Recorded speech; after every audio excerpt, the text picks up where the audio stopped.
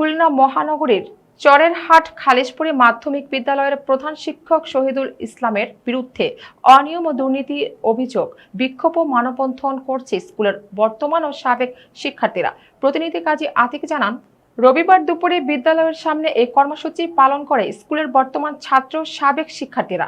এ সময় শিক্ষার্থীরা অভিযোগ করে বলেন, প্রধান শিক্ষক দীর্ঘদিন ধরে স্কুলের অডিটোরিয়াম রুম ভাড়া অনুমতি না নিয়ে স্কুল রুমে অটোরিকশার গ্যারেজ ভাড়া দিয়ে ভুয়া ভাউচার সৃষ্টি করে অনিয়ম ও দুর্নীতির মাধ্যমে লক্ষ লক্ষ টাকা আত্মসাৎ করে আসছে। অযোগ্যতার কারণে গত কয়েক বছর ধারাবাহিকভাবে বিদ্যালয়ের এসএসসির ফলাফল বিপর্যয় ঘটেছে। পাশাপাশি ছাত্র ও শিক্ষকদেরকে নানাভাবে হয়রানি করছে, যে কারণে 72 ঘন্টার মধ্যে তাকে অপসারণের আলটিমেটাম দিয়েছে ক্ষুব্ধ এলাকাবাসী। 1904 সালে স্থাপিত হয় আমাদের এই খালিশপুর মাধ্যমিক বিদ্যালয়। এই বিদ্যালয় খুলনা শহর ব্যাপী একটা স্বনামধন্য প্রতিষ্ঠান হিসেবে দীর্ঘদিন ধরে পরিচিত আছে। তো আপনারা খোঁজ নিয়ে দেখতে পারবেন যে এই বিদ্যালয় আজকে ধ্বংসের দ্বার প্রান্তে দাঁড়িয়ে গেছে। ধ্বংসের দ্বার প্রান্তে দাঁড়িয়ে গেছে, শিক্ষার গুণগত মানের অবনতির একদম ভগ্নদশায় রূপান্তরিত হয়েছে এবং অতল গহ্বরে তলিয়ে যেতে বসেছে। তো এই শিক্ষা প্রতিষ্ঠানের এই অবনতির পেছনে দায়ী একজন মাত্র ব্যক্তি, যে স্বৈরাচারী আমলে নিয়োগপ্রাপ্ত প্রধান শিক্ষক জনাব শহীদুল ইসলাম। তার নিয়োগ পাওয়ার পর থেকে এই বিদ্যালয়ের দিন দিন অবনতির দিকে গেছে এবং শুধু এই অবনতির দিকে যাওয়ার পেছনে কিছু যুক্তিযুক্ত কারণ আছে। দুর্নীতি আছে, অনিয়ম আছে, অনৈতিক কর্মকাণ্ড আছে, সবকিছুই তার আছে। যেমন শিক্ষা প্রতিষ্ঠানকে আপনি একটা ব্যবসা প্রতিষ্ঠান হিসেবে রূপান্তর করতে পারেন না। তিনি শিক্ষা প্রতিষ্ঠানকে অডিটোরিয়াম যে রুমটা আছে শিক্ষা প্রতিষ্ঠানের জন্য, সেটাকে তিনি কমিউনিটি সেন্টার হিসেবে রূপান্তর করেছেন।